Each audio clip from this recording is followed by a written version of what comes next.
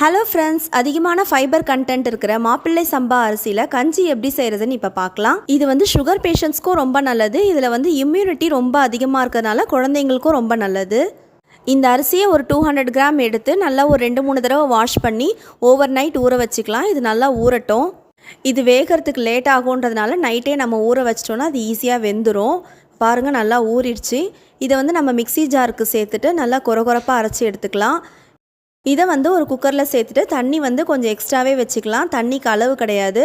இதில் வந்து ஒரு 10 பல்லு பூண்டு, 1 ஸ்பூன் சீரகம், 1 ஸ்பூன் வெந்தயம் போட்டு தேவையான அளவு உப்பு சேர்த்துக்கலாம்.